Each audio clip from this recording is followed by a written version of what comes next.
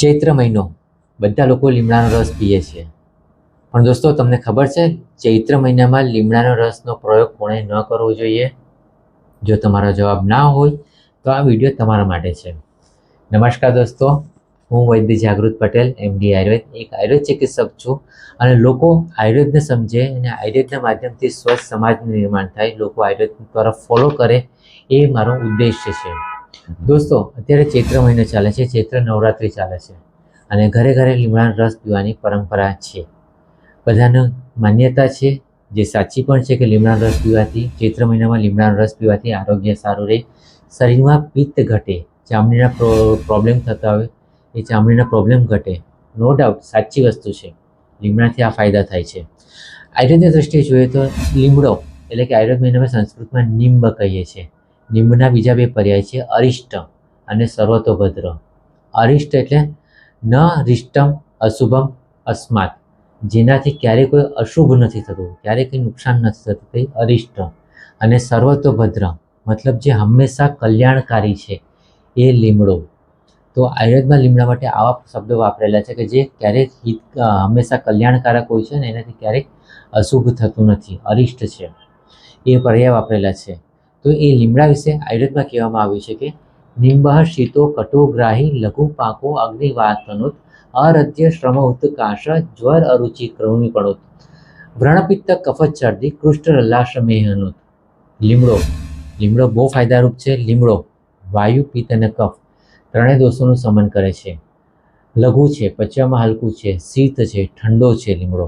એટલે ઉનાળાની ગરમીમાં, ઉનાળામાં પાચન શક્તિ મંદ પડી હોય ત્યારે એ ગરમીથી બચવા માટે અને પચવામાં હલકું રહે એવું તમે લીમડાનો રસ પીવો તો એ ગરમી સામે તમારું પ્રોટેક્શન થાય.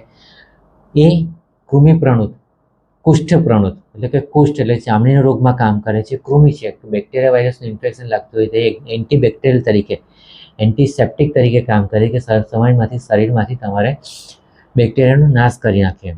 તો એ રીતે તમે લીમડાનો રસ પીવો તો તમારું શરીર પણ તાજું રહેશે.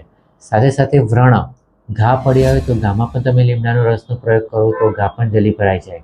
તો આ રીતે લીમડો અનેક રીતે ફાયદાકારક છે. વાયુપિત્તનું શમન, વાયુપિત્ત અને કફ ત્રણેયનું શમન કરે છે.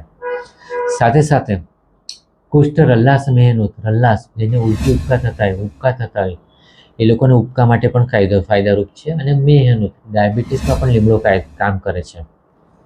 તો આ રીતે એક લીમડો અનેક રીતે કામ કરે છે. તો લીમડાનો પ્રયોગ કરી શકાય. પણ એક વસ્તુ ધ્યાન રાખવાની છે, જે પોષતું એ મારતું એવો ક્રમ દિશે કુદરતી. આપણા કવિ નર્મદે કીધેલું છે કે જે વસ્તુ તમને હેલ્પફુલ થાય છે એ જ વસ્તુ તમને નુકસાનકારક પણ થઈ શકે છે. આ કુદરતનો ક્રમ છે. લીમડો જે તમારા માટે ફાયદારૂપ છે એના પ્રયોગમાં પણ સાવધાની રાખવાની. લીમડાના પ્રયોગમાં લખ્યું છે, લીમડાના ગુણમાં આયુર્વેદમાં લખ્યું છે કે અરધ્ય. લીમડો હૃદય માટે નુકસાનકારક છે. અરધ્ય, હૃદયને બળ આપતું નથી. તો લીમડાના પ્રયોગમાં ધ્યાન રાખો કે જો તમને હાર્ટનો પ્રોબ્લેમ હોય તો લીમડાનો પ્રયોગ પહેલાં કોઈ વૈદ્ય સાથે પરામર્શ કરી લેવી જરૂરી છે. એ ઉપરાંત એ અરધ્ય છે. બીજું, ચૈત્ર મહિનામાં લીમડો પીવાનો આગ્રહ રાખાય છે કારણ કે અહીંયા લીમડાના કુમળા પાન આવ્યા હોય છે, એમાં ફૂલ આવ્યા હોય છે. તો ફૂલ અને પાનનો તમે રસ કાઢીને પીવો એ જરૂરી છે. કુમળા પાનનો રસ, લીમડાના લીલા પાનનો તમે રસ કાઢો તો એ તો તમને 12 મહિના મળે છે, એ એટલું ફાયદારૂપ નથી. કુમળા પાનનો અને કુમળા પાનના ફૂલનો રસ એ તમે લો તો એ સારું છે. એની ક્વોન્ટિટી છે 10 ml કે 20 ml, એનાથી વધારે નહીં લેવું. વધારે લેશો તો એ અરધ્ય છે.